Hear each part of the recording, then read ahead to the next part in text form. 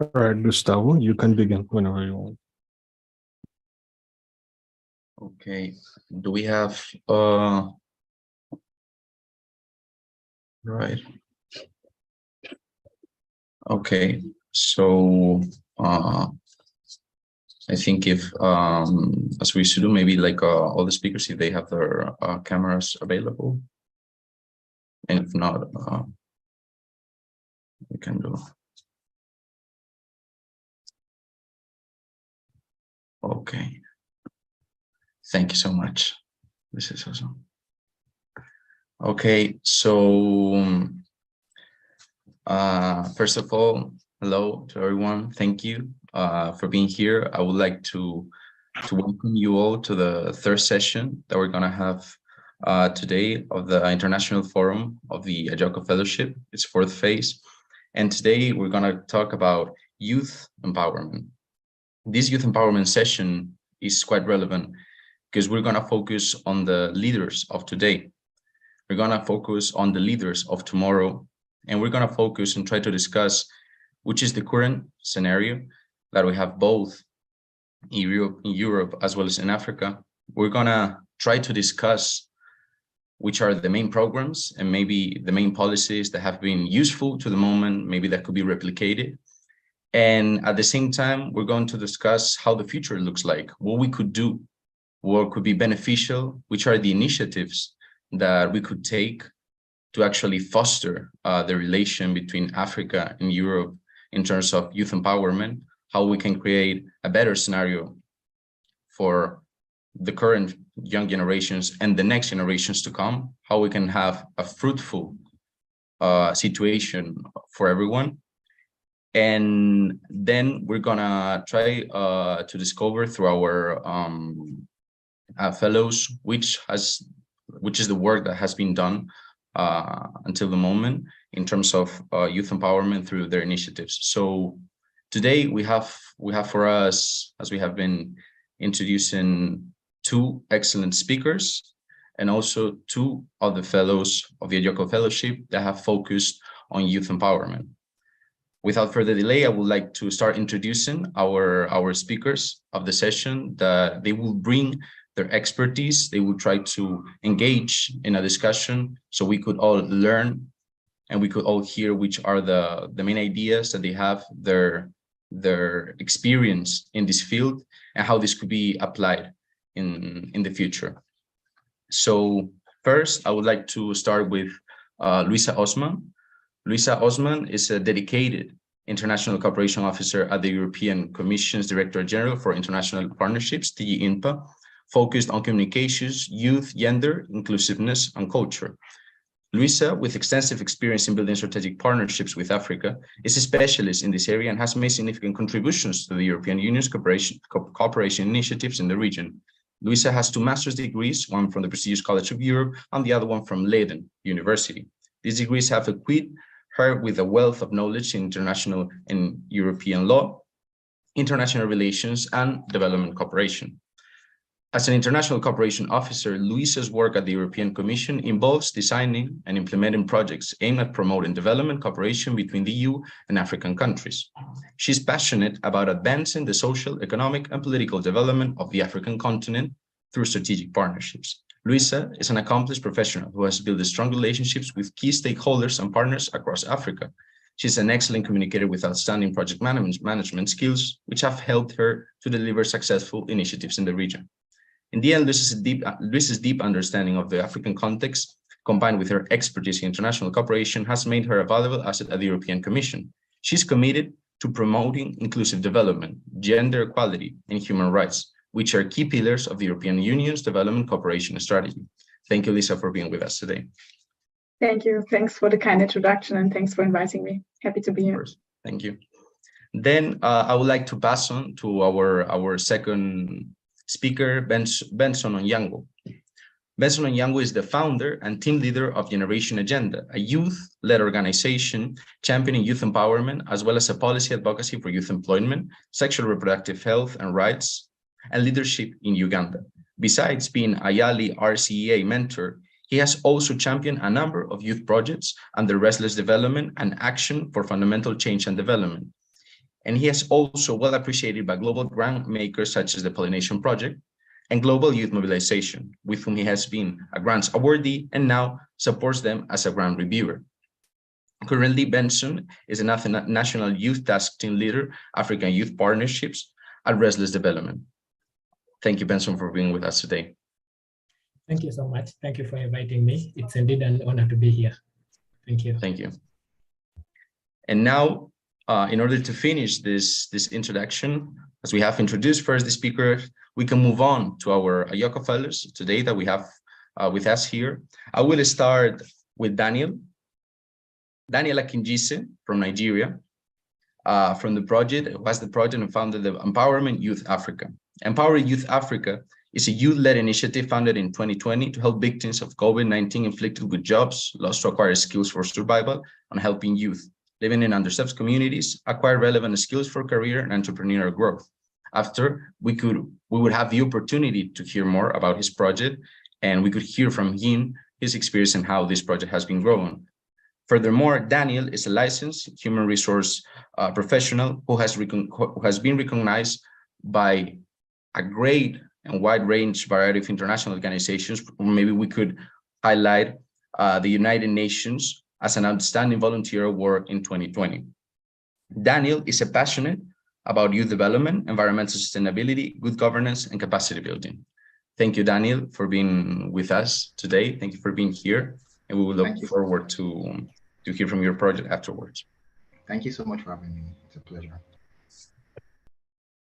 And finally, I would like to finish this round of introduction with Adedayo Adeoye, also from Nigeria, who is the founder of the project We Lead, which is an initiative advancing SG4 in Nigeria, with a mission to ensure that young people, regardless of the background, optimally utilize their innate potential by providing them with a bunch of tools focused on education, as well as learning facilities, where all these students, it could be from high school, could be from different ages, in the end have well-coordinated study sessions.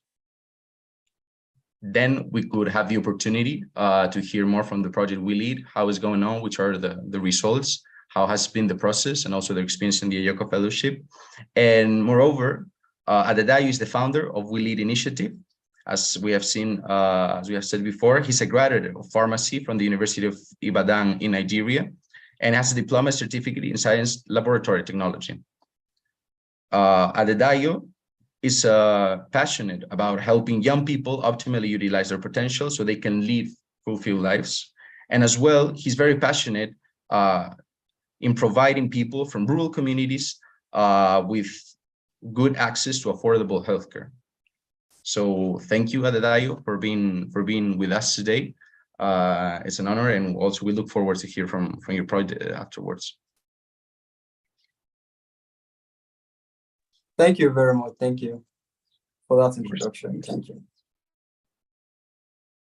Great. So now that we have at least set the stage, that now we saw each other's face, although it is virtually, that we have connected, I think that is a good moment to start this discussion, because in the end, ideas matter, and they matter a lot, and also how these ideas turn into reality. And today, these ideas are going to bring an incredible discussion in terms of youth empowerment. So first, what we're going to do for the next 30 minutes, I'm going to throw some questions. I'm going to direct them to the speakers.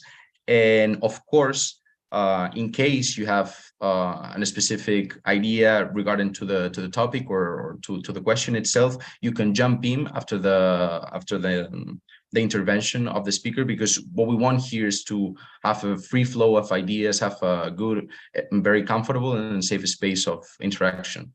So first of all, I think that when we talk about youth empowerment, but also when we talk about any field that has the development idea that needs cooperation, that looks into the actual reality, but also looks straight to the future, I think that we need to start thinking about what are the issues, what are the key challenges. So my first question you have both also like the European perspective and also the African perspective. So maybe this question is directly addressed to Lisa and to Benson.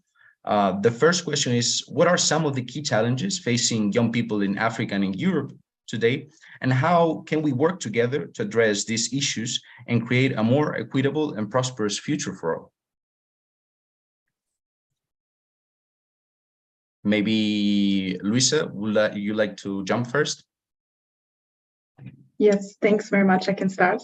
Yeah, it's a very good question. And also from my side, I'm really here also to learn from the African perspective. Since I work in Brussels, I have not the inside knowledge that the other speakers here have. So I'm also here to learn from you and to take this back to the European Commission and to help shape our programs that we are developing at the moment. So, well, the key issues that we see in the European Commission and also that we are trying to address is, of course, first of all, the lack of participation or the lack of safe space or free space for youth participation in the policy dialogue. So we launched for this last year in October, the first youth action plan, which tries to tackle this. So the youth action plan, it has 3 different pillars: engage, empower, and connect. And specifically with the engage pillar, we try to open up the spaces, the often very institutional political spaces, and to bring young people into the decision making, because young people are key, we think, for any cooperation policies in Africa, in Europe. In sub-Saharan Africa, 70% are below the age of 30 years old. So it's very clear, if we talk about the future, that nothing works without including youth. So we recognize that there is this issue that young people are not really included in the national decision making or also in the multilateral decision making. And with the Commission, we try to change this. So we have this youth action plan with the engage pillar that tries to raise the voice of young people in the decision making processes. Then we also have an empowerment and a connect pillar. The connecting pillar is specifically for increasing the networking among young people from Africa and Europe, for instance, through exchange programs and the likes. So this is also what we think is quite important, to bring people together. That could be something where we could do more. And then the other pillar is the empowerment pillar, because we see, well, it's also maybe an issue we have as institutions, that we don't really reach people in remote areas. So that's also something where I'm very interested to learn from you how we can do better. So the empowerment pillar, it tries to set up a sort of youth empowerment fund where we can fund directly youth-led initiatives in African countries. So really interested to hear what you think about also the institutions, how they reach young people, because we recognize that this is an issue and we can do better. So I would say, yeah, from our side, we see this lack of involvement in decision making, the lack of having youth-led initiatives directly supported through EU-funded programs, and we try to in the future to change that through the new programs. Yeah.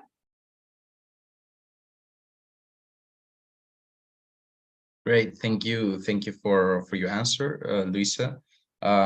It's indeed very important to actually know from like how the ideas, like how these guidelines that we usually have, how these goals that we have in mind, they turn into actual programs, and to see the side from the European Commission as the main partner with the African continent in terms of development cooperation, it's very enlightening. And I will maybe pass the floor to Benson and to hear the counterpart vision and see how these key challenges from Benson's perspective are structured. Thank you so much. Very good insights from Luisa. She's spot on.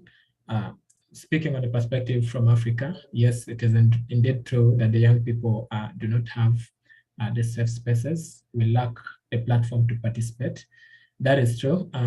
It could also be true that it is because that our elders, our fathers and mothers do not really want to, they're not comfortable to have the young people on the table of decision making.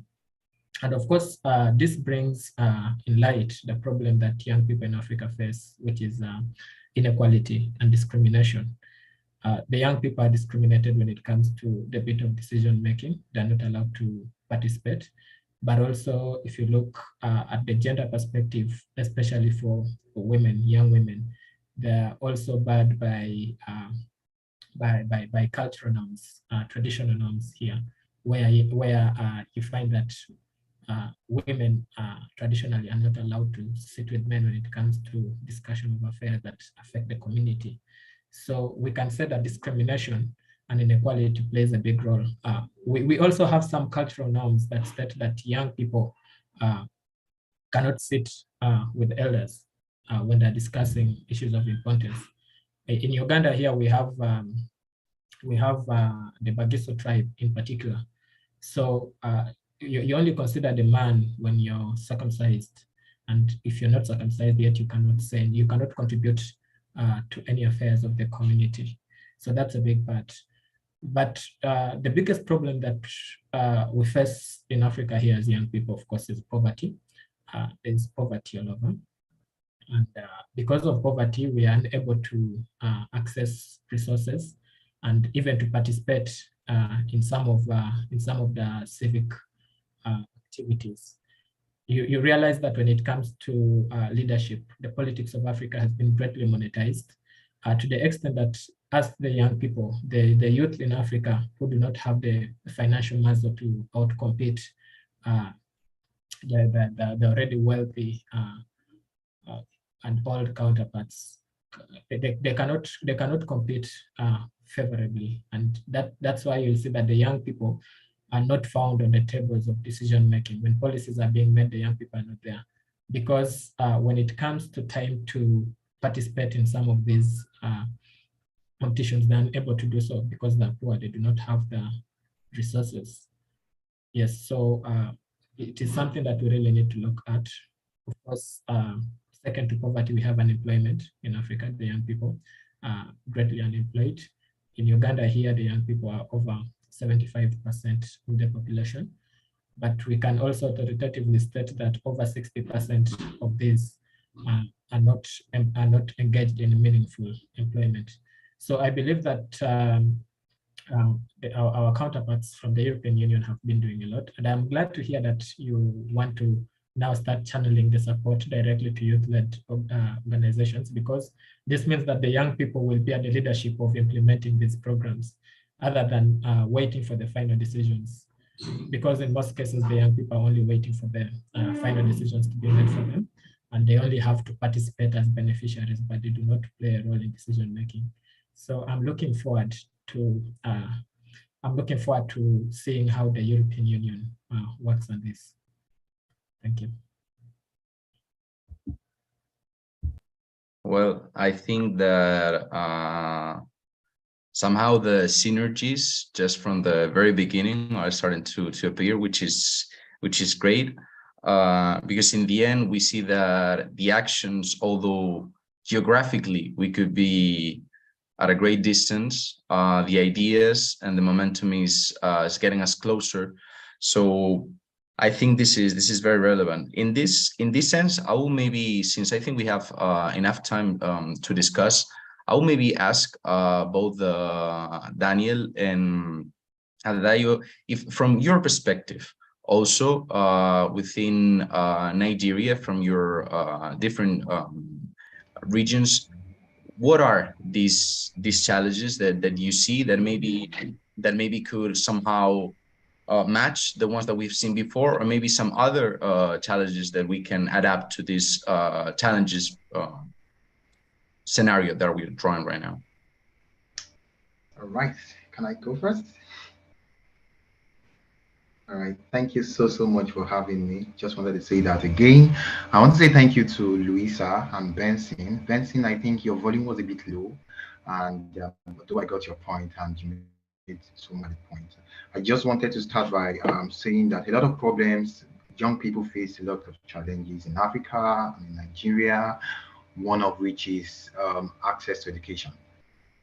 This is like a major problem that affects young people, and this starts from childhood for most Nigerians. Like we have a lot of out of school children who grow up to be teenagers, who grow up to be young people, still not having access to education, and so this adds up and leads to youth unemployment. So when people do not have education, they cannot source for jobs. So that's another problem. So it metamorphoses into unemployment.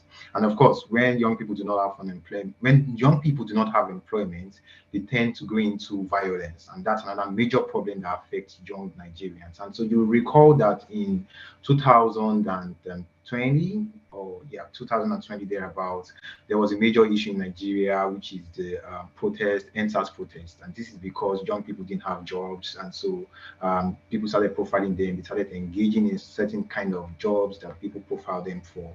And there was a lot of unrest in the whole country. So that's another major problem that young people face, which then leads into poverty. When people do not have jobs, they are poor. When they are poor, they go into theft, go into destroying society, go into damaging a lot of things. So those are the problems that young people encounter in society nowadays. I just wanted to say that. Thank you.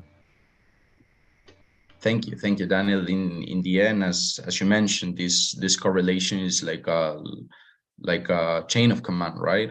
Since the very beginning, whenever we don't have this first access to education, it can end up and it can rally in a kind of like a ungrateful situation for people who have this access to the education. I would also ask maybe Adedayo, if you have from your perspective anything to add to this question. Yes, good day, everyone, and thank you for having me on the call this afternoon. It's afternoon here in Nigeria. Actually, I like the point that all the speakers have raised. Right, they are actually similar to issues affecting young people in Nigeria. But just to add to, I will touch on 2 points that are very important, and that I think we should also think about.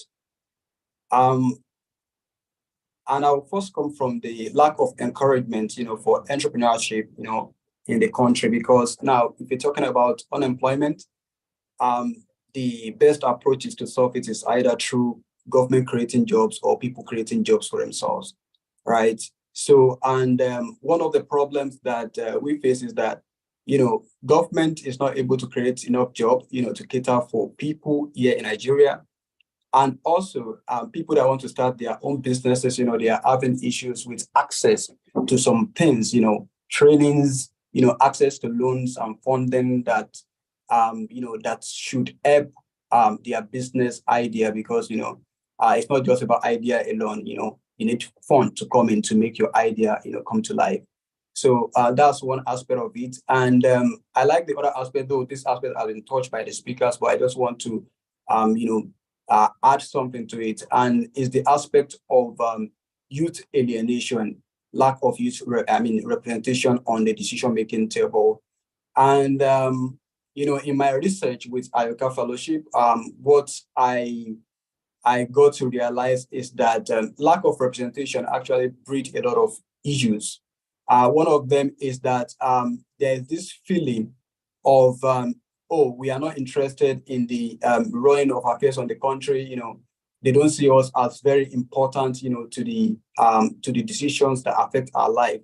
So people tend to, engage in certain acts that are against the progress of the nation. They feel that we are not included. So automatically, we can do anything to affect the system. It is time alienation. And this can breed.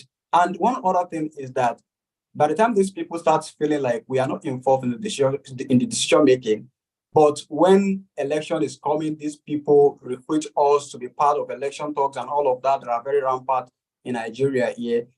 They tend to see themselves as, they go in there and start attacking the system and start. And one funny thing about this issue is that when they use this youth for election, political violence, and political thuggery, they give them some ammunitions and some arms, which are not taken back after the election. And once the election is gone, these people are unemployed, they don't have job. So they see this as a tool for lucrative business like kidnapping, banditry, and that's why you have pockets of violence, in Nigeria. I've not traveled out of Nigeria, but I know that in Nigeria here, all those things actually add up to bring about some social crises that are actually militating against the progress of the country. So I think I want to also learn how the European Union and also Mr. Benson is addressing this in his country. Thank you. Well, again, I think that we've seen how important, as Luisa was mentioning in the beginning, also mentioned was giving it back, this vision of how important is to know the place, how important is to know how things are going on the ground, how important is to know the actual nuances and the differences, because although we have this thing of talking from like a continental perspective when we talk about the European Union, about Euro, when we talk about Africa, then when we look into detail, we see this huge diversity. We see how different the situations are in different regions, how, for example, the situation could be way different from Uganda to Nigeria. And I think this is very, very in line, and also gives a lot of richness to the conversation. And I think on the one side, we have seen which are the challenges. We have touched upon a lot of ideas. We have touched upon policy dialogue, decision making. We have touched upon also about the cultural norms that sometimes are one of the biggest barriers, right? Because is the way we behave, and this is something that you cannot change from day to night. You cannot change it from one month to another. It's something that is rooted in the culture and the tradition that pass by to next generations, and that's something also we have to take into account. We have also seen the access to education, and in the end, this unemployment, and also somehow the lack of entrepreneurship, because if the government cannot generate, if there's like an imbalance in employment, people have ideas and they want to make them and turn them into reality. But if there's no culture, if there's no resources, it's kind of difficult, right? So I think that the youth right now, new generations, are very powerful, but at the same time, they face kind of a difficult situation. But of course, there's a bright side, right, of life. So I think that it would be interesting, just that you brought in his last comments, to see which are the policies and programs that have been successful in promoting this youth entrepreneurship and innovation, this youth empowerment in general when it comes to decision making, and when it gets to access to employment, and how we can replicate this success in other countries and regions. And in this, I would like also maybe to ask Luisa from the European Commission side, how is the perspective, how has been the development and of these programs and policies, and how the future looks like? Yes, thank you, and thanks to all the speakers for very interesting insights into what are the challenges currently from your country's perspectives as well. To reply to your question, also to make the link with what has been said before, I can give a few examples of what we are doing at the moment. So, for example, when we talk about youth inclusion in the decision-making process, we have a project with the African Union. It's called the AU-EU Youth Lab. And it's a project that will create sort of a regional platform for youth engagement, so that young people can give an input into the AU-EU partnership, which is something quite institutional. But we are trying to open this up, and we have created this program jointly with the African Union. So the two unions have created this sort of advisory group, and I think next year it will be the new, or already this end of this year, it will be the new phase of this program. So definitely look out for this. And then a second example of youth engagement into the decision making is what we call the Youth Sounding Board. So I don't know if you've heard about this. It's a sort of group of young experts that we are recruiting at 2 levels. So it's a global youth sounding board where young people from all over the world, they can apply, and they will advise our commissioner Jutta Urpilainen on the different policies. And actually now there is a new round of application open until 26th of April. So if you're interested, definitely check this out and apply. And this youth sounding board we also have at national level. So I think now in 6 African countries or so, we have youth sounding boards that are recruiting, where our EU delegations in the countries are recruiting young people to advise the EU delegation on all the different policy areas. So it's quite a new project that now it's only in 6 African countries, but we are planning to extend this. And by this we try to get in the youth perspective into the work that we do more directly. And then I wanted to also reply to 3 things that were said. Maybe one thing that is also very important is on education and skills. That is, of course, also a key priority of the Commission, and also orienting the vocational education and training programs towards the job opportunities. So to identify the job opportunities and translate this also into recommendations, maybe for national reforms on vocational education and training, and to really look at the country context. And then secondly, what is also important is that teachers are actually qualified and motivated and well trained. So we recently launched what we call the Regional Teachers Initiative. It's a new flagship program that connects teachers from different countries, and to identify what are the common challenges and how can we work together to have a regional approach and find regional solutions. And then the third point that was raised is on indeed for the support for young businesses. So we also have a program that is called Invest in Young Business in Africa. So we are trying to help young startups with access to finance, with the programs and trainings to increase the chances and the success of these new businesses. So these are at the moment our ongoing and new initiatives. And then maybe what's also interesting is the Africa Europe Leadership Academy. So we are trying to build a new leadership program, which is also focusing on education. And we are currently looking, what does leadership actually mean? Does it mean, in education, or does it more mean leadership on the job market? So also very interested to hear from you what you think, how we could shape this leadership program and support young leaders in their endeavors. So that's a bit the Commission side. Well, I think that we have heard almost for every topic that we have touched upon. I think that we have heard from a program, try to match it. So I think this is very hopeful, because in the end we see that that sometimes we talk about this holistic perspective, right? How important is to try to tackle everything from a systemic perspective. That I think we have tried to push this idea through the whole Ayoka Fellowship, because things are interconnected and they come from a very complex root of problems.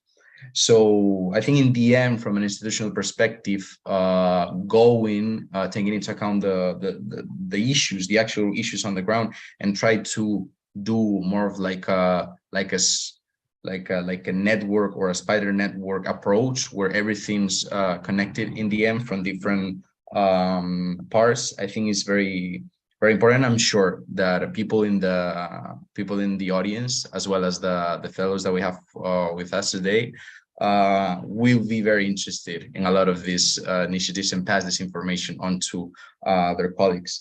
And this is from the EU side, but I will also ask Benson, from his work, from his experience, which are these policies and programs that, in your case, from an African perspective, also from a national perspective in Uganda, what do you think, or what you have experienced that it actually works and it could be replicated in another countries? Yes, thank you so much. Of course, Luisa being at European Union definitely touches lots of things that are happening over here, because I would love to tell you for sure that they're doing a lot down here. I was working on a project that empowers young people in slum settings in Uganda with vocational skills. And you know, this is very cross-cutting in that you help them with the skills they're able to sustain themselves. But on top of that, it tackles the fear that Adedayo had, whereby young people end up at the wrong side of being violent. So when the young people are empowered, we are able to counter crime and extreme violence in these settings. So this is something that the European Union has been doing in Uganda here, and I'd like to, before Lisa, to applaud them for that. Yes, education and skills is very important. Post-COVID-19, we realized that many young people dropped out of school, and they needed to be skilled so that they can be able to survive on their own. And what the government of Uganda did is that it came up with a program to build vocational training centers in every region of Uganda. Of course, this is not adequate, but it's a step, I should say. When we come from the regional level, we come to sub-regional and then probably district level. Of course, we are, as policy advocates, we are also asking them to bring it down to the people so that they are able to access these trainings right from where they stay. Sorry. I'd like to talk about a program that I'm working under, and that is the Africa Youth Partnership under Restless Development. What we are doing mainly is that we are advocating for equitable recovery from the COVID-19 pandemic. So we realized that when the pandemic broke out, very many people were affected. But if you look at the demographics of Africa, the young people are the majority. Worldwide, we have over 1.2 billion young people in the world. But then who was the most affected by the pandemic? If you look at Uganda, where over 75% of the population are young people, we had the longest education lockdown in the world. For over 2 years, the young learners were at home, not studying. What were the implications? Many of the young girls got pregnant. Many of them were sexually harassed. There was a lot of domestic violence, but also the young people who were mainly, of course, engaged in what we call juakali or subsistence economy, lost out on their sources of employment. They could not survive. They could not go back to their businesses anymore. The businesses had collapsed because of the long lockdown, which was brought about by the pandemic. But also, if you look at the mental status of young people, according to various research, the young people are affected mentally by the pandemic. And of course, post the pandemic, we are asking ourselves, where do we go from here? And of course, the government has come up with various programs. If you look at the business stimulus packages, which are meant to, of course, benefit the startups that were affected by the pandemic.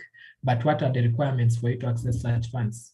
If you look at the young people who were mainly affected, the small businesses that were mainly affected by the pandemic, they cannot access such funds because of the requirements that are needed for you to access such. So you find that the young people cannot access this. But so when we ask ourselves, where do we go from here? We're finding out how the young people are affected. How do we help them from to recover from the pandemic? So we are out here advocating, calling upon our government. The program is implemented in 10 different countries. So our colleagues in Ghana and Nigeria are calling upon their governments to totally remove the tax on sanitary pads. Here in Uganda, we are calling upon the government to ensure that there is improved infrastructure to enable the young people, even in the rural areas, to access education, digital education. Because during the pandemic, many schools decided to go on with education digitally, but how many were able to afford that? The young people the young learners from slum areas and rural areas were not able to access education because they did not have the tools, they did not have the logistics. They do not have phones. They do not have computers. They do not have TVs. They do not have electricity. You get? We do not have stable electricity in Uganda, and more so in rural areas. So we are looking at such inequalities, and we are calling upon the government to focus especially on digitization of education. How can the young learner in the slum area access digital education? How can a young learner in a rural area access digital education? Can we have the computers in schools? Can we have electricity connected to the schools? Can we have stable internet in these schools? Because we are not sure if we'll have another pandemic tomorrow or not. Having gone through the longest education lockdown, immediately after that, we had the Ebola outbreak.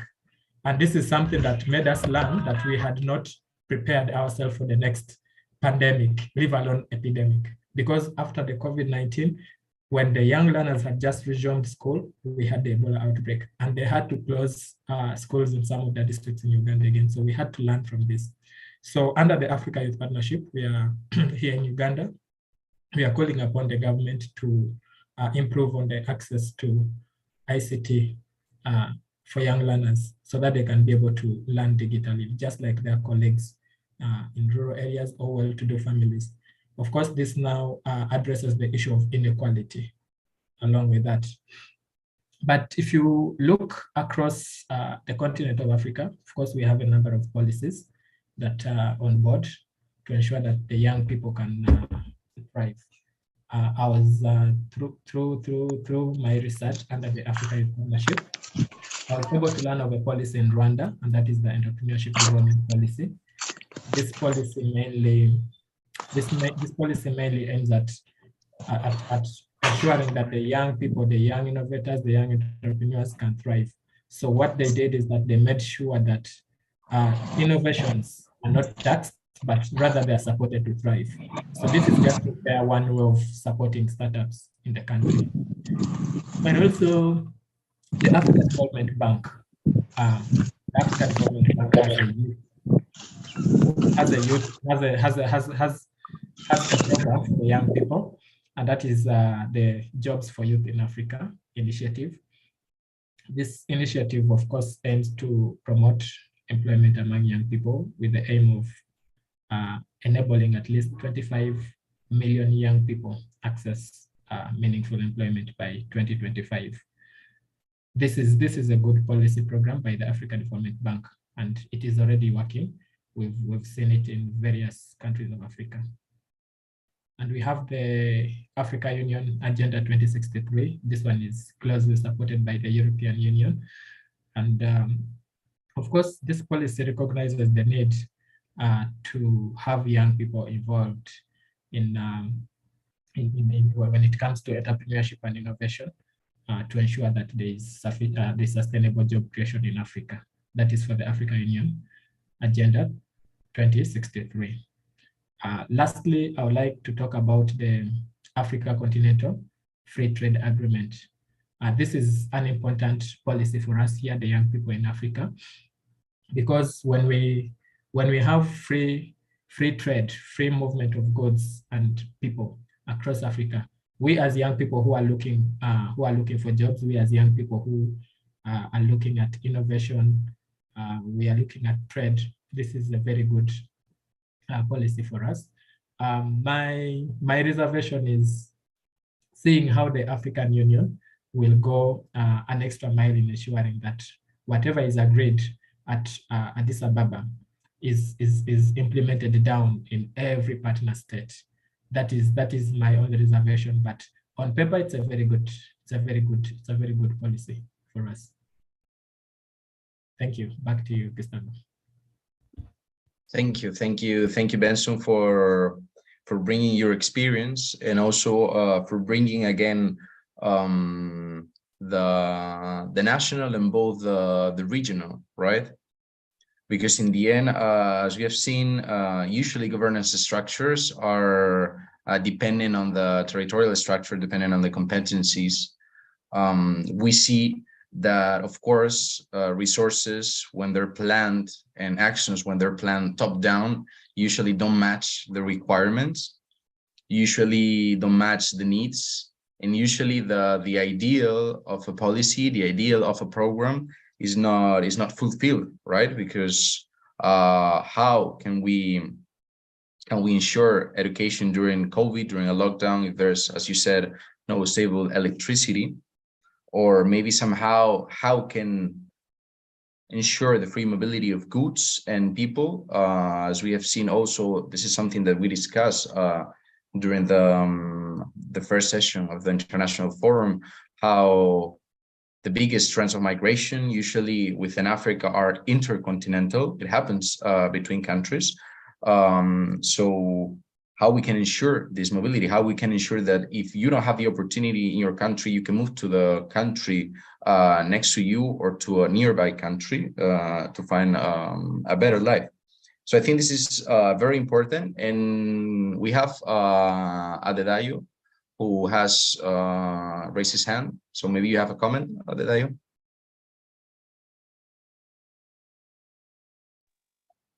Yes, thank you very much. Those were interesting points. So I'll just add a bit to it, actually. And let me start by laying the background that this topic we are discussing is a very personal topic to me, actually, in the sense that considering my background, I grew up in a rural community in Nigeria, and I was able to struggle through and graduated as a pharmacist from the University of Ibadan. And anytime I go back home, I see some of the people that will grow up together, hunting bushmeat, some of them riding bike just to put food on their table. I try to empathize and put myself in their shoes. And that's why I think I'm on this journey. And that's why we founded Willy Initiative, right? So during my Ayoka fellowship, me, myself, and my team, we conducted an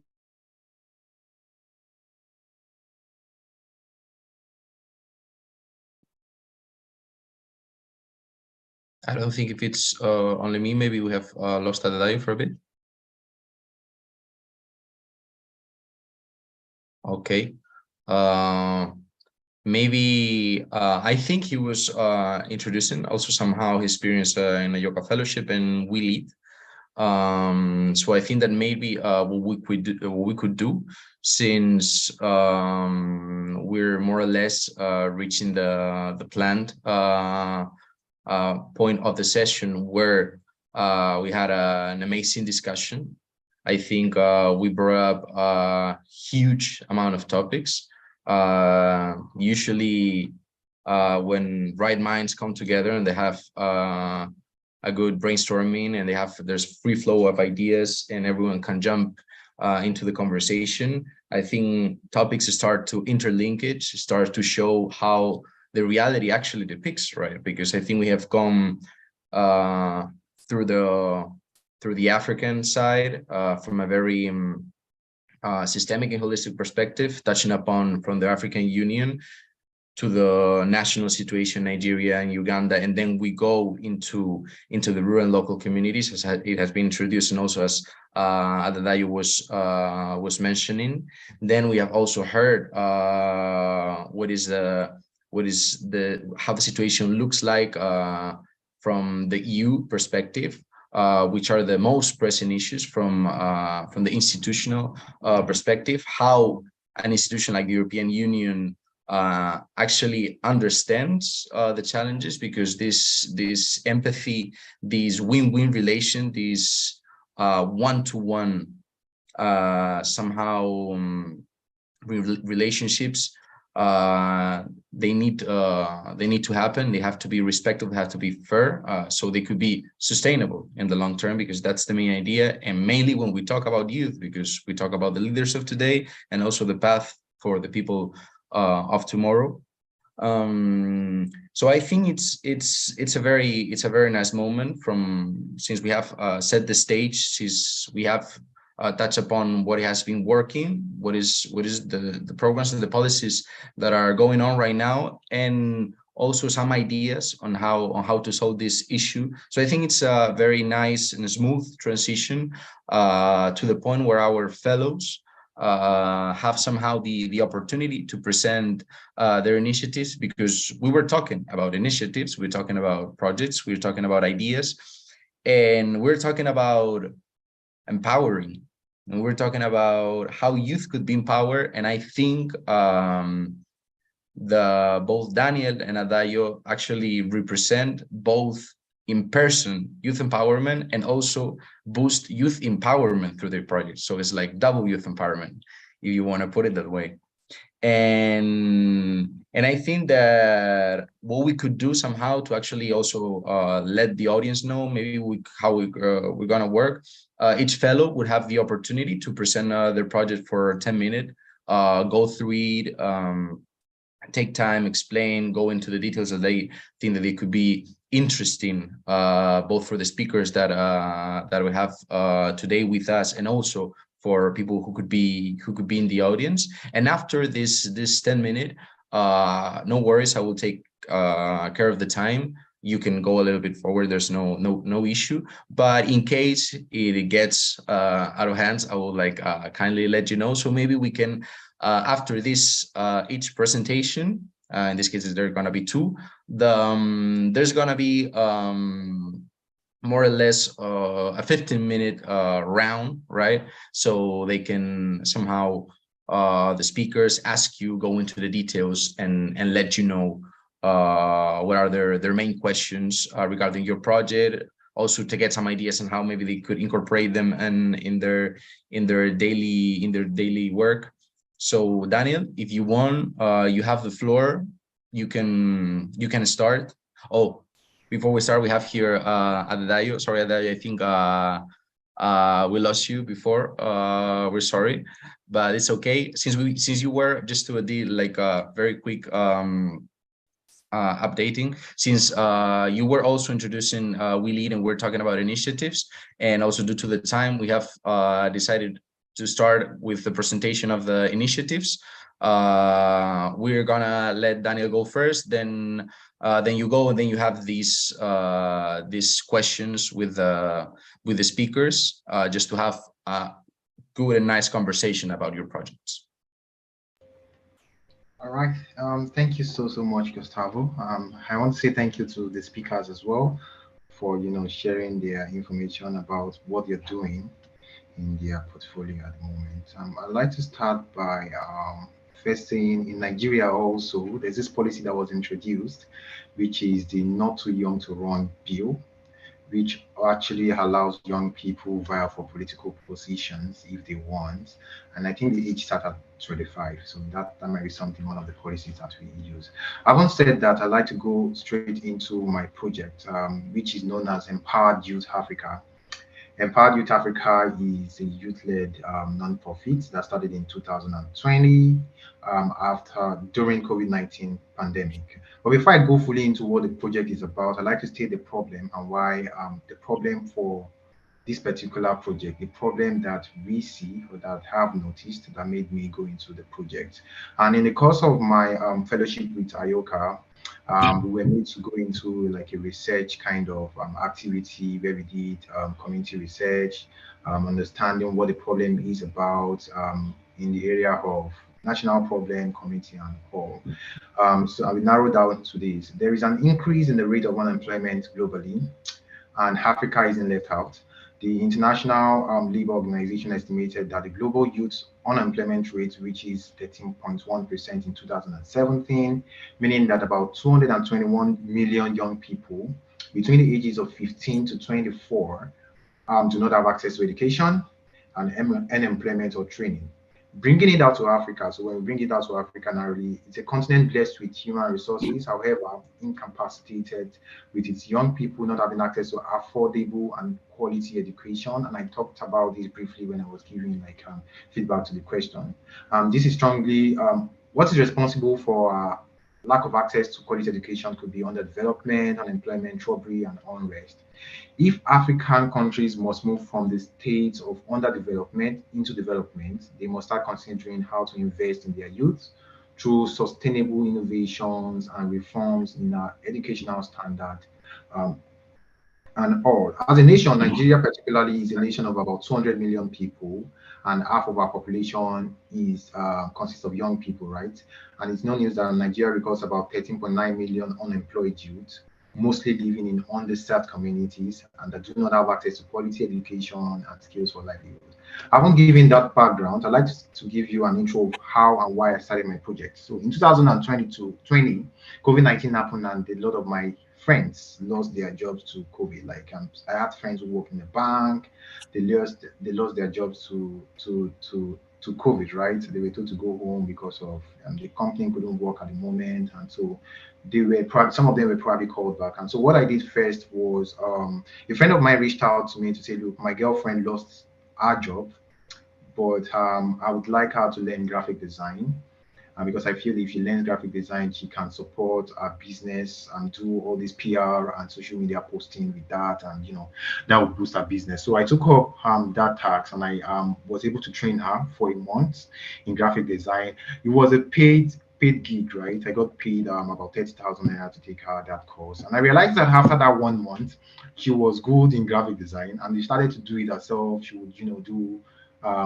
graphical content for a business, and that also improved our business. And so I looked at how to also continue this without, of course, charging people, because I felt, yeah, a lot of young people need skills to fend for themselves in that period of COVID-19. People didn't have access to money, didn't have access to food. And so what I did was to, put a group of my old school association, my uni guys, who were also in this situation of unemployment. We gathered about 40 young people, my colleagues from school, and I trained them. I brought like a speaker who took them on data analytics. I also believe that this is a skill that one should have, because at the time it was like something very, very important for young people to have. You could get them job. They could also, do some of their projects with it. And so I brought someone on board who trained us on that, and it was great, because some people started to get jobs just because of that skill that they got. People who didn't try to get job with it decided to go into higher stages of training for that particular thing. And so for me, it was encouraging, and that made me go fully into training young people on technological skills that would help them survive in COVID-19. And even afterwards, I was making money. I didn't lose my job in time of COVID-19, but a lot of my friends lost their job. But by the side, I was still making money with my skill. I was into photography. I could take photos. I made money from that, and it was like a gathering, parlor wedding, and all of parlor celebration. I made money from graphic design. I made money from writing. I could write. And so all of these things was getting me money. So I thought about how to also help my friends, help people around me in my community have access to these skills, and they can fend for themselves. So that's why I started Empowered Youth Africa. And I organized my first training on branding. I brought someone from India who is like a specialist in terms of branding PR, because I also believe that branding would help you get the kind of job you want. It would help you put you in a place that people would, acknowledge the value that you're bringing on board. And so it went so well, because we also recorded about we had two sessions and recorded about 50 people who participated in this session. And that also prompted me to join in partnering with Jobberman Foundation. Jobberman itself is about the largest recruiting firm in Nigeria, and they have a foundation, which is a non-profit arm of the business, where they are challenged, they are faced with training 5 million Nigerian youth in the next 5 years. And so the implication of this is that they will need young people to partner to train and all of that. So that was what I did. I joined them as a facilitator, soft skill facilitator, and I would have my own session, personal session, every quarter. And during these sessions, I would have like 250 to 300 young people in that session per quarter. So the implication of what this means is that for every year, I have 4 sessions every year. This is 250 times 4, or 300 times 4, however the case is. So this means in a year, I train about 1,000 young people personally.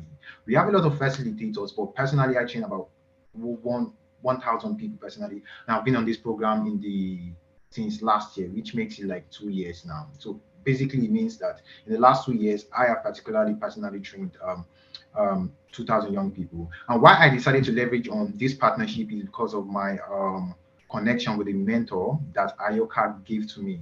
During the course of the fellowship, I was also privileged to be mentored by someone who is great, who runs a project before she left Nigeria. She's in the States now. And so one of my questions to her was how I can continue to impact young people even though I am away from Nigeria. And so one of the things she told me was leveraging on technology, leveraging on partnership, right? You can now have people trained, like for instance, I'm tweeting here, I can train over 1,000 persons today if I want to, because I have internet, I have Zoom, and I have all of those things. So leveraging on technology, leveraging on partnership helped me improve on my initiative. And in the last 3 years, because I started in 2020, I'm proud to say I have trained a lot of young people who have skills that are their survival rates in terms of their businesses and in terms of their career. And talking about mentorship, basically, some of these people reach out to me on LinkedIn to say, look, you spoke about this. I am interested. How can I, pursue this path? I can now continue in this path. So that's when my mentorship come on board, peer-to-peer learning for people that are colleagues with me. So I tend to mentor them on how to continue in this. And finally, as HR professional, it's also important, and people say young people do not have skills. And the Minister of Education or Labor in Nigeria at some point said our young people are not employable. So I also strongly believe that if young people have skills that would make them survive in the workplace, then they become employable. So this is one of the reasons why I also started Empower Youth Africa, to give them these required skills that would help them, get the kind of jobs they want, and not just get able to sustain them.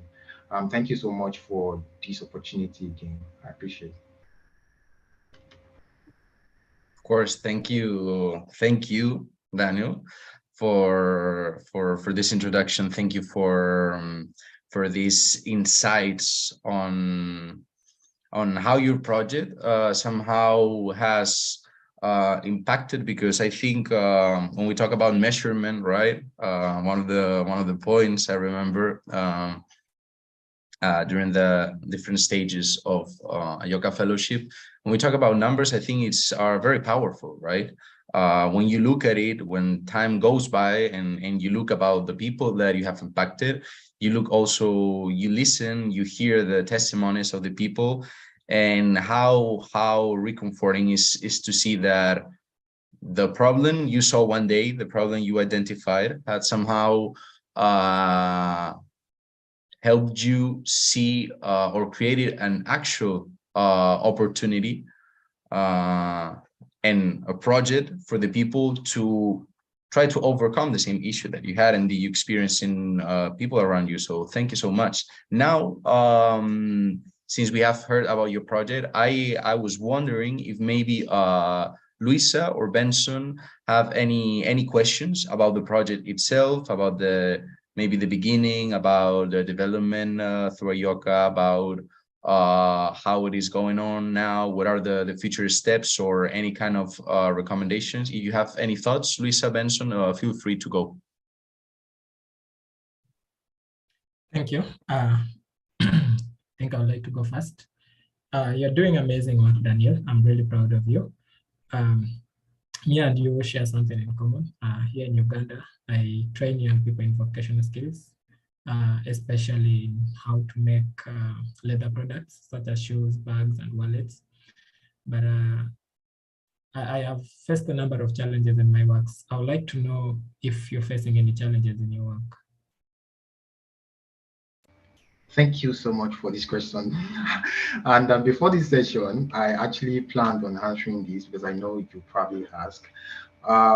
When I started this project, one of the persons I reached out to help facilitate a skill session, because I do not have all the skills, particularly digital data analytics. One of the first persons I reached out to said, look, Daniel, I do not have time for this if I'm not getting paid for it. And so this is one of the challenges that non-profit organizations will face. You don't have money, obviously, and you want to impact the lives of young people. How do you do this? You leverage on the friends that you have. So this particular person told me point blank, I can't do this for you because you're not paying me. However, I'm going to connect you with someone who would be willing to do it for you for free. Right. And so that's what I did. I reached out to the person and the person came on board. So my first challenge is having volunteer facilitators who would impact, who would help, share their skills with young people. And if I do not have that, the financial capability or capacity to give people the kind of skills that they want is a challenge. And secondly, before I left Nigeria, currently I'm not in Nigeria now. Before I left Nigeria, it was easy to put people together.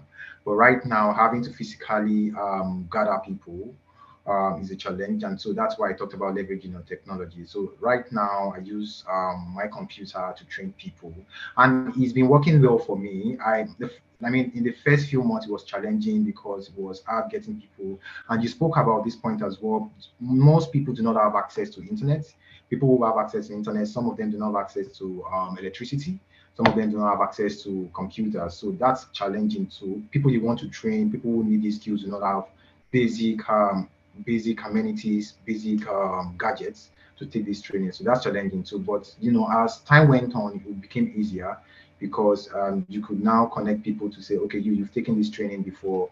You can use your phone to do this. Okay, you can get internet. Sometimes I have to pay for the internet of people who are joining the training to say, okay, just take 500 naira to buy internet so that you can join. So for me, those are my challenges when I started, but we've been able to overcome some of them.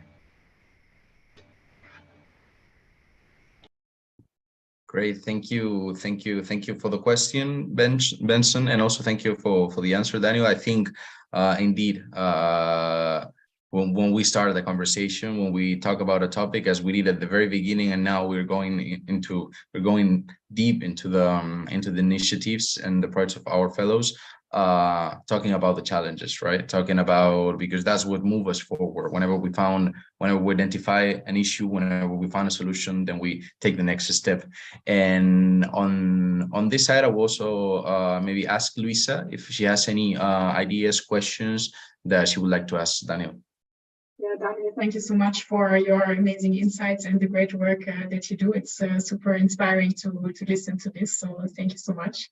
I wanted to connect also to what you said and also what Benson said before. I think that we need to connect much better with the local realities, and we have to keep really in mind that not everyone can access online learning opportunities. So one of the ambitions that we have as the EU with what we call the Global Gateway Africa-Europe Investment Package is to accelerate universal access to internet networks. So it includes really infrastructure projects like building fiber optic cables, but also data infrastructure, data protection. Also here we are working very closely with the African Union to support the Agenda 2063. For example, there is the Digital for Development Hub. That is a sort of multi-donor action that provides technical assistance to national and regional institutions for analysis and to develop digital transformation plans. It's also about capacity building and exchange of knowledge with African and European actors. And it also includes a lot consultations with civil society, with the private sector, with the academia, also including young people. For example, recently under this Digital for Development Hub, there was an initiative that was including young journalists in tackling disinformation online. So we are doing some things in this regard as well. It was really interesting what you mentioned, that you mentioned this as well about mentorship and peer-to-peer learning, that this is really a key factor. And I was wondering, what can we do as an institution to reach more the rural communities that don't have access to massive open online courses, learning courses? What can we really do to reach these communities? Because we are developing this Africa-Europe Leadership Program, and there we really want to look at not really the people that are already leaders, because we have also a lot of them, but also future leaders and future young professionals. And how can we do that? What is your advice for us as an institution? Say. Thank you so much for this question and for your comments. I'd like to say that one of the ways I personally think you can reach people in underserved communities is by organizing. I mean, these people do not have access to computers, maybe, or to internet, or to electricity. One of the things I've seen people do is to organize like community programs. like you in town halls, right? You go to a community and you gather maybe like 20 people together and you're teaching them about certain skills that you want them to see. I still see these things happen even here. People organize town hall meetings just to train people because people individually do not have the kind of resources that would allow them, learn. And so even in Nigeria too, people would organize community programs, and in some other African countries too, people just organize maybe in a room and you're training people. That's, I think, that the contemporary way of learning, classroom kind of training, but other than using internet. So I think that's one of the ways. Secondly, I think we can also leverage on programs like the one you talked about, youth sounding board. These are people who have influences in their communities, right? And so they are popular, or they've done something in the past with their community. And so they can leverage on their influence to impact the lives of people. So for instance, you have a particular skill that you want to teach the whole of Nigerian youth, and you want to find out how to communicate this. You can leverage on these influencers to pass across these messages. These people would reduce their maybe Instagram pages or their social media pages, or even their community power to transfer these skills and this information and these opportunities to young people. Those are the two ways so are two things that come to mind. Thank you. Thank you. Thank you, Benson. Thank you, Luisa, and thank you, Daniel, for answering the questions. And maybe I just had a kind of like a quick idea to make use of this last 2-3 minutes before we pass on Adedayo. That maybe I was wondering if this through conversation, if also like from Benson, from Luisa, from Daniel, from hearing other questions, also reflecting on your own answers, if there is any synergy that you see between your project, if there's anything that maybe it could be interesting that Luisa or Benson could actually help you, or any kind of expertise that you think that from the EU side, from the African side in this case, from Uganda, from their experience, from their ideas that you have heard, something that maybe come to your mind, any question also to them regarding your project that maybe could be helpful for you. All right, so is this question to me? Oh, sorry, I was giving it to you in case you have something that maybe you think that it could be also positive for you, like kind of like that two-way. Yeah, I think leveraging on the brands that they have already. These are two great people who have come to this platform to share what they do with the organization, and so I'll definitely like to connect with them on maybe LinkedIn, on platforms. So in case I have projects that I would need their support, maybe their support in executing, I would love to reach out to them. For now, thank you so much. Awesome. I think in general, having this space will be very positive to actually to bring these first interactions on Zoom, on the same tool that you use, Daniel, to reach a lot of people. It's also very useful to connect and to keep these relations and these connections alive. So thank you so much, Daniel. Thank you for your work, for your presentation. And I think we have gone through the first initiative on youth empowerment, and I think it's moment to go to our second initiative, to go to our second project, to go to Adedayo and We Lead. So Adedayo, you have the floor for roughly 10 minutes. Go into the details, express your experience, your projects as you want. So yeah, go for it. You have the floor. Thank you very much. Let me start by telling you that this project is a personal project, like I said earlier. I started it for one major reason. I empathized with my friends, that are in the town I grew up. I grew up in Bogo town in Osun State, southwestern Nigeria. It's a small town. So, when I was trying to analyze this problem in my head, what I could see that made the difference between myself and these people, is education, right? And from my research, right, there are so many things that actually go in, for people to get quality education. And these things are lacking, in the rural communities. My project is focused on rural communities and with priority for first generation students and students who are from poor families. So when I analyzed this issue, I realized that majority of these students are from these rural communities. They go to state schools, and state-owned schools, those that are financed by state government in Nigeria. So, and one challenge with these state schools is that first, they don't have adequate facilities, right? The facilities are poor. Even the classroom, they are not in good shape. Another thing is the quality of teachers that are in this school. Majority of them, the way they are even selected, they are based on, it's not about who knows what, is who knows who, is based on nepotism most of the time. So, and with that, quality teachers will not be getting to the school, and they won't provide adequate information for the student.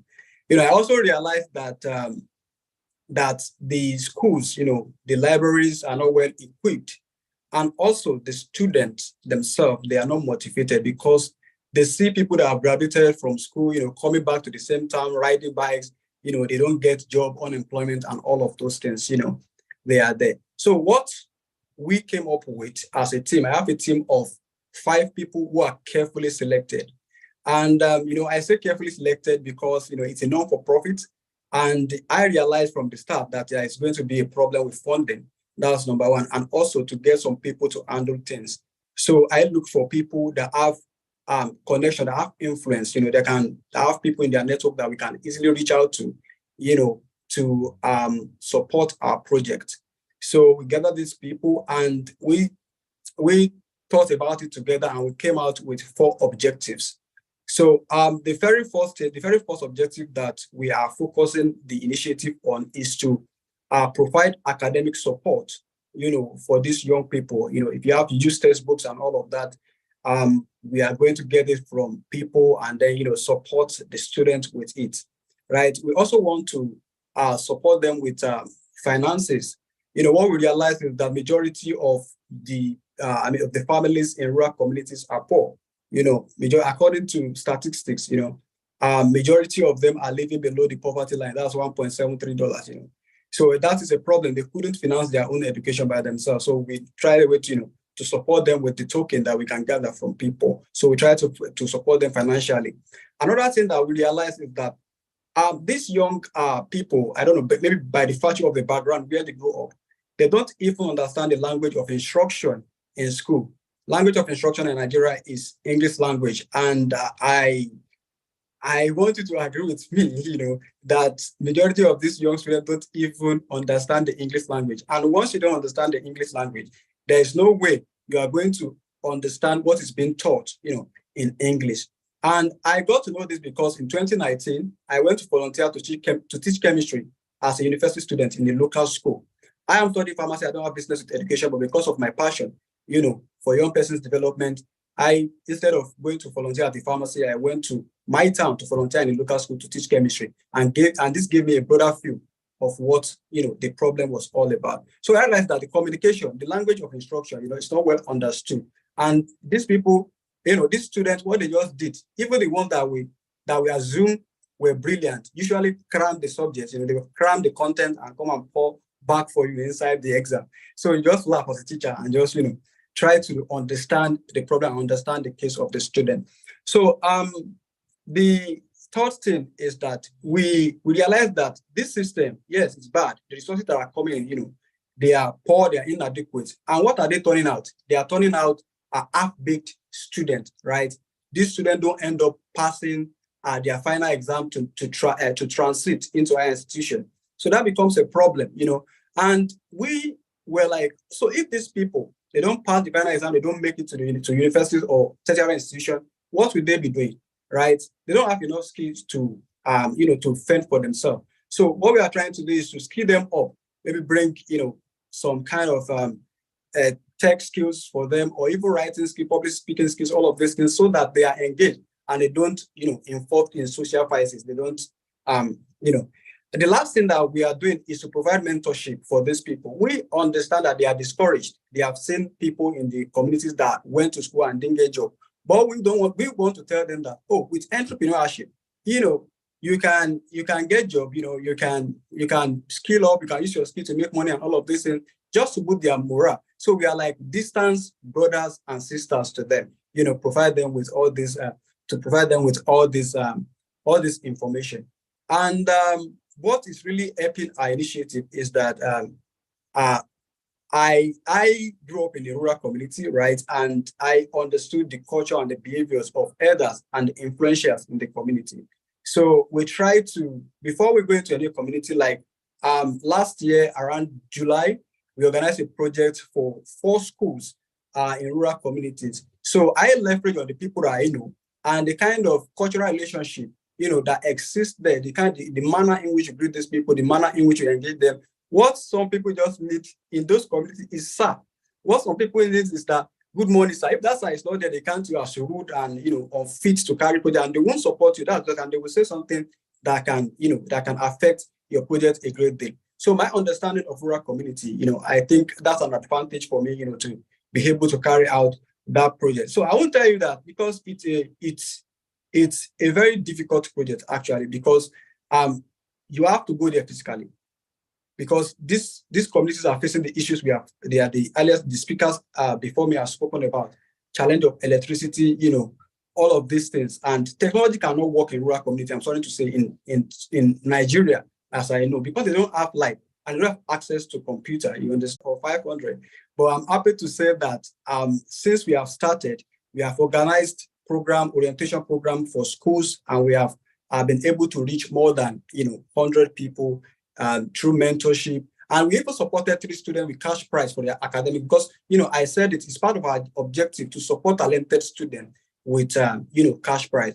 Now this year, what we have been working on is to partner with more influencers. Although at the beginning of the year, Nigeria experienced a lot of economic problem, the cash issues, the general election, and all of those things really affect our partnership. So what we are trying to do is that we are leveraging on our connection. And I think at this level, I share some similarity with Mr. Benson, right? In the sense that I am also an alum of Yali RLC, Accra, Ghana. And currently, I function as the programs officer for Young African Leaders Initiative, Oyo State Hub in Nigeria. And what I'm doing is through this initiative, I've been able to make connections with some people that if I need funds for my project, I can easily run to them. Please, sir, we are organized. We want to support 3 students in one school with maybe JAMB registration form for their final exam and all of this. And these people will say, wow, they will just smile because we have actually shown up for them before.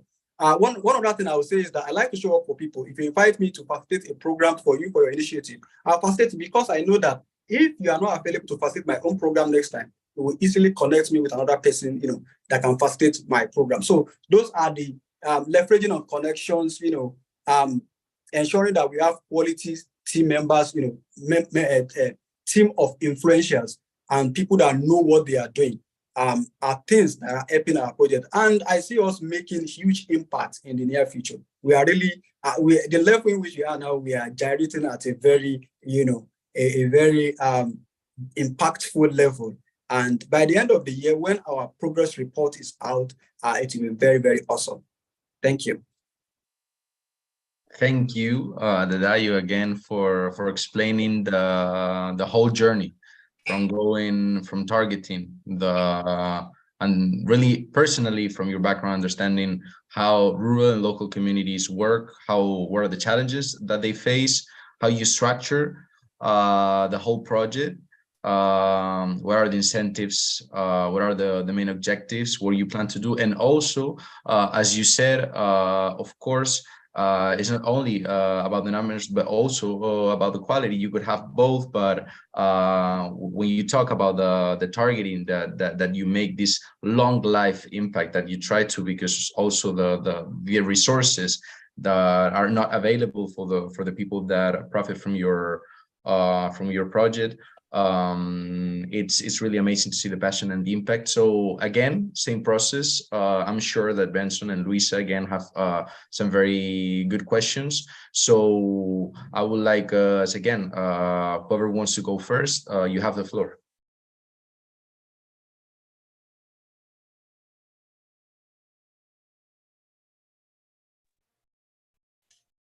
Thank you. Benson, okay, thank you. Thank you so much, Dayo. I love the fact that you're working on a project that you're personally attached to. That is what we call passion, but also the empathy bit of it. Just the mere fact that you're working on solving such an injustice, especially in rural areas, I share the same vision with you. But I would like to ask you, how can we as young people come up with better strategies to ensure that the people who are really supposed to be ensuring that such injustices are solved give it enough attention? Because we realize, yes, that our brothers and sisters in rural areas do not have access to quality education, leave alone just even access to quality education. They cannot afford education at all here in Uganda. It is the experience that I have. So how can we bring this to the attention of the national stakeholders to ensure that they give attention to such injustices? Because I am in Uganda. I have a small rural setting that I pay attention to. But then this is a national problem. So how do we make sure that these people pay attention to such injustices? What are your strategies to make sure that the people that you pay the taxes to really really make sure that they put this tax to use, build the schools, build the infrastructure, and provide all the logistics to enable these young learners access education and quality education? Thank you. Thank you, Mr. Benson, for that question. I think the question is directed to me, actually, right? Because I was off at a point. Yes. Thank you. Thank you very much. So, well, I think when it comes to holding government accountable, the best strategy to use is policy advocacy, right? Because I would tell you, I have a bit of connection with some politician. My uncle is a party chairman in the state in Nigeria. So they are gamers and they always play games. So if you don't talk about it, if it's your right, you don't talk about it, you don't even know the strategies to claim it as your right, you cannot pressure further. It will be difficult for you to get that right. So where I see a solution coming in is to go into policy advocacy, use the right tools for the advocacy. For example, we saw what social media advocacy did in the time of NSAS in Nigeria. For Nigerians on this call, they will see the impact of social media as a very great advocacy tool, right? I am not an advocate, like I don't work as an advocate, but I work as a social, a social impact change maker. And I think there's a connection between the two of us. So what I would say is that,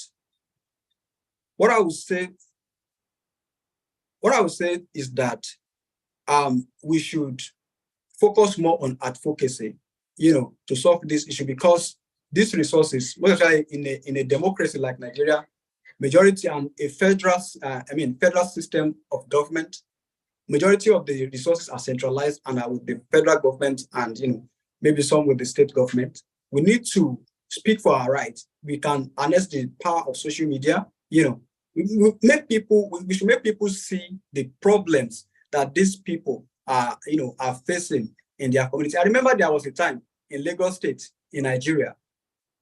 Lagos State is the economic capital of Nigeria.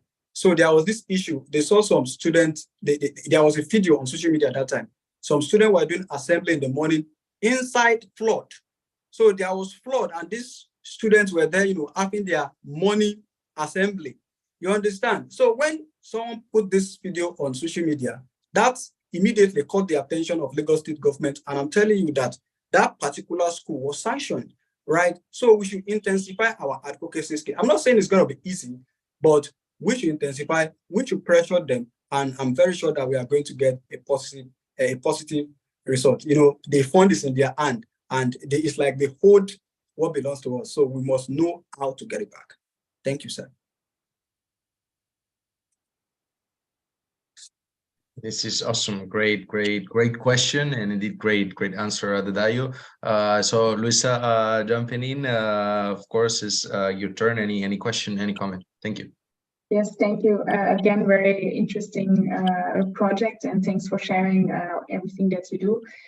It was specifically interesting for me to hear about the language barrier. That is also, I think, something we need to keep in mind more, that actually things need to be translated into local languages.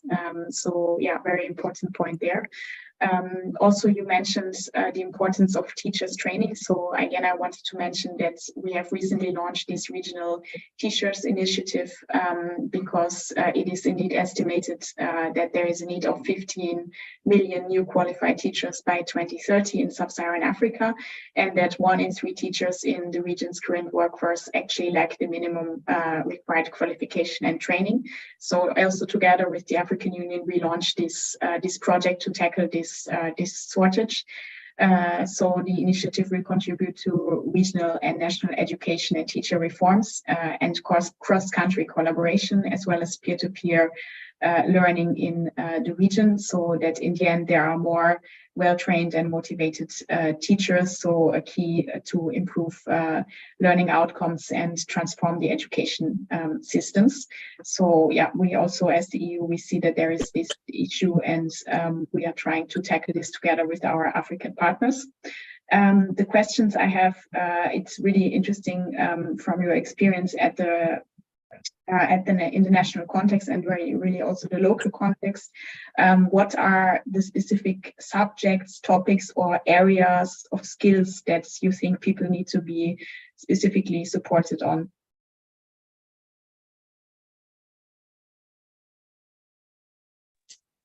Sorry, I got disconnected at some point, so I didn't really get the background of the question. I'm very sorry. The question, my question was, thanks again for the explaining also the local context. I was curious to know if you think there is a specific subject or area of skills where people need to be specifically supported on. Well, thank you very much for the question, and thank you for the comments. Well, I think there are so many skills that people should focus on, at least for the 21st century's workplace, right? And I'll speak briefly about the project I'm currently organizing for Yali in Oyo State, and it's a skill acquisition program. So we know that the world now, Europe is far ahead of Africa, but we understand that everybody is going online. Businesses are going online now, which means that digital skills are becoming highly demanded, right? And it's like the oil boom, of Nigeria. So as much as I advocate, for learning art skills, because in the end, all of them are going to work together. Art skills like maybe furniture, clothes making, fashion designing, art and craft, and so many other things. I think tech space, right, is actually a good gig, for young persons now. So if you focus on tech, we have a lot of people that are very talented, very creative, and have good analytical skills in Africa, most especially in my community. What I usually think for myself, and this is where this usually touched me, is that someone that because didn't have, there is an initiative in Nigeria. That initiative is Chest in the Slum by Tunde Olokoya. And what they do is that they look for people that drop out, young children that drop out of school, and they try to pick them off the streets, and then they put them, I don't know how they do this, but because I've not spoken with the person directly, they put them in school and teach them intense skills. And I was very, thrilled when I heard of a guy that they picked from the street of Lagos and is now a software developer for a company. There is talent in Africa. I'm very sure about that. And if we train them, if we give them like test skills, they can be very useful, not only to Nigeria, but to the world, entirely. So tech is the order of the day now. Data analysis, graphic design, UI, UX design, and all of those things. If we can focus on that, teach these people, they can also be useful and join the current workforce, tech workforce. Likewise, other skills are very important, right?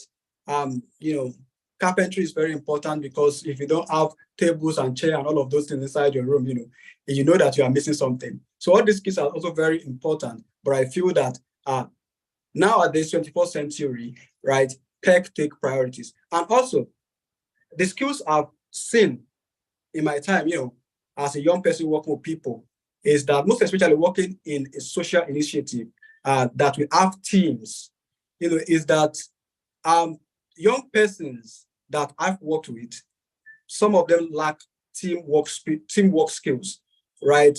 Conflict resolution, how to deal with things that make teamwork, how you form the team from the start. There are things that are very, very important to the success of your journey, based on the organization goal and things that you set out to achieve. So while the hard skills are very important, soft skills like communication, emotional intelligence, team working skills, financial intelligence is very, very good for anybody that is going to be a manager of a social initiative, because you have to maintain a positive cash flow, which is very, very, very important, as someone who wants to sustain a project that will impact the life, that wants to solve a problem, right? You want to solve a problem. That's why you're out there. So all these things are very important. Let us have a balance of, maybe if I would train people, if I organize any training for young people, subsequently, it will be in my capacity, there will be a tech skill and a soft skill, a tech skill, which is a hard skill, and, a soft skill, which can be maybe emotional intelligence or maybe teamwork, conflict resolution among team members, how you handle situation, decision making. Those are the things that are very, very, very, very important, to Europe as well as Africa. They are fundamentals. Thank you. Benson, I think you had a question or a comment related to that. You can jump in. Yes, sure. I just want to comment for both of our graduating fellows. You both have amazing projects. I have something that is hitting me. Recently, one of the greatest people in the world said that this generation's leader is one who empowers others. So I would like to ask each one of you, if at all there is anyone else you're empowering to fit in your shoes. Because as a person, I realized I'll not be young forever, but there is always a need for someone else to fill in the shoes. So if it is something that is not happening yet, maybe you can just ponder upon it and ask yourself if it is worth it to nurture someone else who can always follow your footsteps or not. Thank you. I don't know if Daniel Adedayo, you want to jump in to the question, Benson? All right, can I go first? Yes, of course. I'm very sorry I won't be able to turn on my video. It's really affecting my network. No worries. So, I think when I was talking, I didn't actually mention the age group of my target audience or customers, to say, in the social space. There are people between the age of 12 and 19. So, and in Nigeria, these people are usually either in senior secondary school or they are, out of secondary school. In Nigeria, we do primary 633 system of education. 633 system of education. right? You have the primary school, the 3 years of junior secondary school, 3 years of senior secondary school, and then we have the higher institution. So these people, this category of people, 12 to 19, they are either in senior secondary school or they are transiting into the into the universities, right? So, and we targeted them because we believe that serious decisions about life are made at this stage of life, right? You are just going into puberty, your sex organs start to give you some funny reaction. You are having some hormonal, rearrangement, and all of those physiology are going on in your system. And also you feel like, oh, you are becoming an adult, you start want to behaving somehow. So you really need guidance at this point, most especially, regarding your career path. So we started first, when we started with the initiative, it was a mentorship session for senior secondary school students and pre-university students, those people that want to transit into university.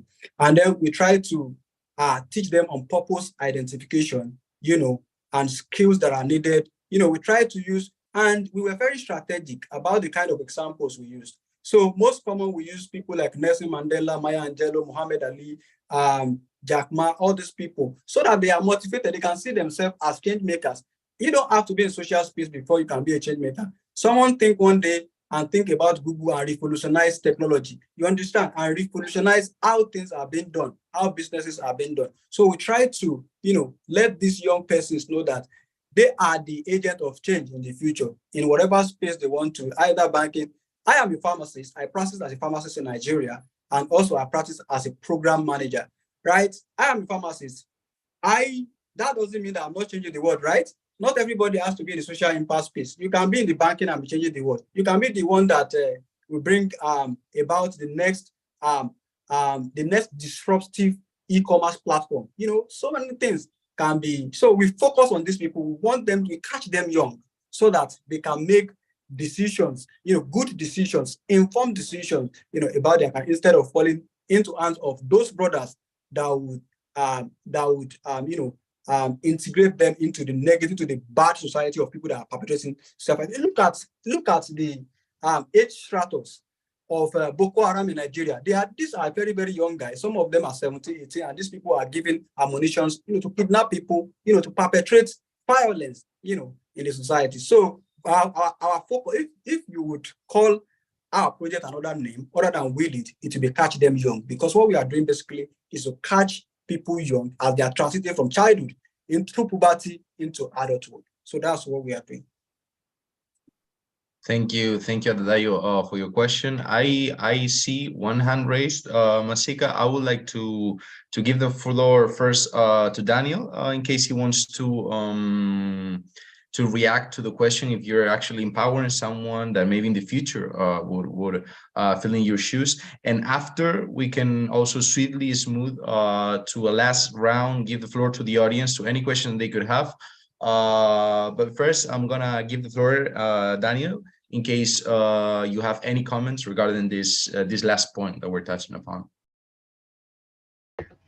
Oh, can you hear me?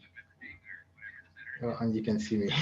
I just wanted to say I enjoyed listening to Adedayo talk about this project passionately, and I do not have questions at the moment. I enjoyed all the conversations that happened between the speakers and Adedayo. Thanks. Awesome. So I think we reached a point in the conversation where we started at the beginning with a little bit introduction to know each other. Then we went through a nice conversation on youth empowerment, both in EU and Africa. Then we saw how the projects of our graduating fellows are, how they originated, what are their main focus, how they want to keep on working on it.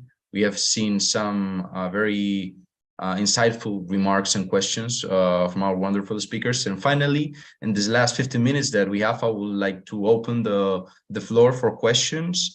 Feel free to open the mic. Feel free to raise your hand on the chat. I think that it was the first question by Masika Merci from Uganda. I don't know if you wanna open the mic and make the question.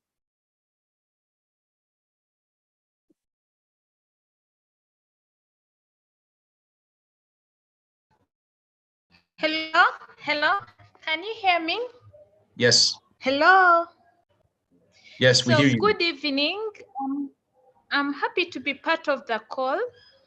I have passion for youth empowerment, and right now I'm working on a project as a volunteer. It's called Shift Campaign. So what we are doing, we are going into communities, equipping youths with skills and tools to help them carry out campaigns in their communities. So they identify issues in their communities and they carry out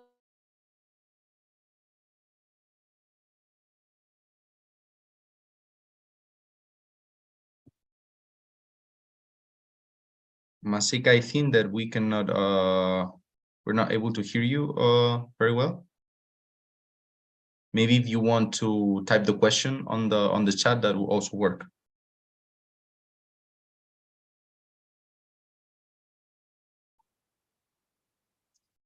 Well, for the moment, while Masika comes back, I don't know if anyone else has any question on the chat. I see also some of our fellows in the chat, but we can wait. Maybe if Masika comes back or types the question.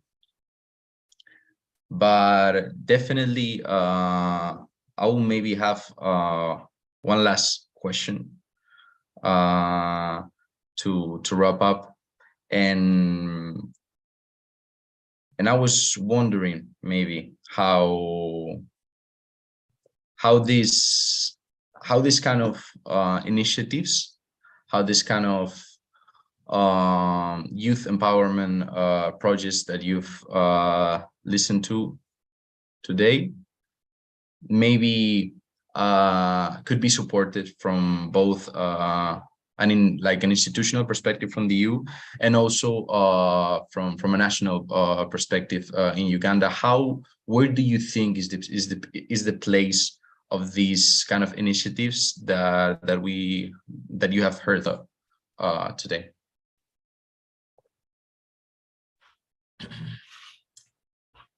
Thank you for that wonderful question, Gustavo. Of course, these initiatives are very mind-blowing. Some of them already taking place. I'd like to thank the Ayoka Fellowship Group for organizing such. One thing I've noticed is that most of the young people in Africa who are active citizens are products of fellowships or volunteering programs. And this is already something that you're already implementing. And of course, we only need to broaden it, make it stronger across Africa, so that we can create a big network of Ayoka fellows across Africa, just like you can see any other fellowship programs. So this is one of the ways that we can make these ideas great. But also, just besides using the fellowships which mentor the young people, we can also create safe spaces for young people to be able to express themselves. This can be physical youth centers, which will bring them together to share ideas, brainstorm, and also act as incubation centers for either innovations that technology-based or even social innovations. So it is very important for us to create safe spaces for young people to come and express themselves and share ideas. But furthermore, we can use technology to reach out to the young people. Of course, technology still creates the safe space, but also allows young people to interact with other people across the globe, but also they're able to learn from their peers and also access tools and resources from other people across the globe. For example, I am in Uganda and you're in Spain, so we are able to share ideas about community solutions, and in such a way, we are able to grow a bigger network of active citizens across Africa. we need to create more volunteering opportunities. Like I said, most of the active citizens across Uganda are products of either fellowships or volunteering opportunities. So the more we create volunteering opportunities for young people, we make them realize their call or purpose in their countries, and this is how we end up with young people who are able to participate in their civic duties. They are able to give back to their communities, and they are able to mentor others. And also, when we do this, we are able to create a generation that is conscious, because one of the challenges that we have for the programs that are taking place in Uganda is apathy. Many young people do not participate in these programs because they do not feel the need.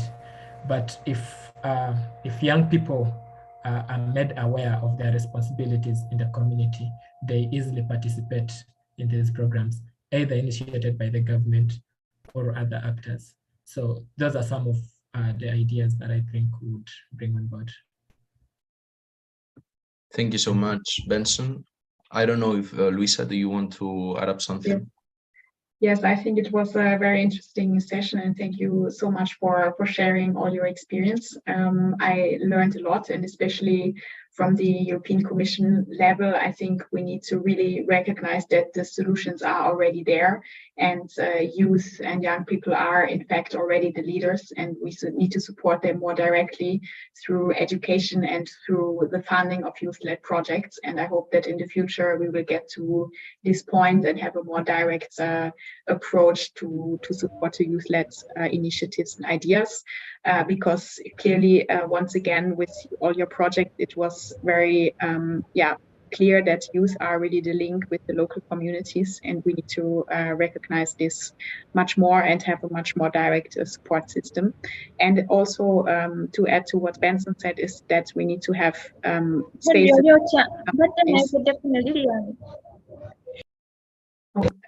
Yes. Sorry. Okay. So I think, we need more spaces for visibility for these projects, and more spaces like this where young people can share their leadership skills and can share their projects that are already existing, and to make these solutions that are actually already being implemented by young people more visible. Thank you. Thank you so much for your answers. So I think that we touched upon a lot of topics. I think that, as we said before, we went from the very beginning, from getting to know each other, getting to understand each other's ideas, to see the projects, and in the end to talk about youth empowerment. So in a way, I would like to, as a wrap up, I would like to thank you everyone for attending first the call and the offer to the speakers to actually listen and invest some of your priceless time to understand what are these projects, because they mean a lot to the fellows. As you've seen, both Daniel and Adayo have huge passion about their projects, and they're trying to empower the rest. So definitely, I would like to thank you all for coming. I would like to thank our fellows for all the effort that they have put all over across the program, for taking advantage of every stage. And I'm very glad, and I'm sure that everyone's so glad to see the progress and the impact that because of your effort and because of your interest, mainly you have done. So I would like to thank you all for being here. I would like to give you a big round of virtual applause. And I see one last hand raised, that is Adedayo. So for sure, I will give you the floor. If you want to say something, Adedayo, go ahead. Yeah, thank you. Thank you very much, everybody. I just want to ask whether we can connect a bit more on a personal level. I don't know, but I'm just asking. I would appreciate if that is possible. Thank you very much, most especially to our speakers and also to Ayoka fellowship team, and to my friend and my partner on this session, Mr. Daniel. I think I'm very lucky listening to you this evening. Thank you very much. Thank you. It's a moment to say thank you. Can I do the same as well? Of course, of course, of course. Yeah, thank you so much for personally for this session first, and for the whole of the Ayoka Fellowship. It's been a whole 1 year of so much learning from the different stages that we went through in the fellowship. I really appreciate this. Beyond the learning too, the fellowship also exposed me to a lot of other international organizations like the United Cities and local government and some other organizations that that the fellowship opened me to. I'm grateful for that. I just want to say that. Thank you too for hosting us, Gustavo. Thank you for your work. Thank you to the rest of the team. Thank you for the speakers too. I learned a lot. My note is full of so much point that I've written and actions I need to take to improve my project. Thank you so much. God bless you. Bye. I don't know, maybe as we just collectively wrapping up with Benson or Luisa, you want to have some last words, last comments? Just to thank you, and it's been a really inspiring session, and I take a lot of input with me that I will share also with other colleagues in the Commission. So thanks a lot for having me. Thank you. Benson, if you're gonna go. Yeah, I'd like to thank Ayoka Fellowship team for inviting me.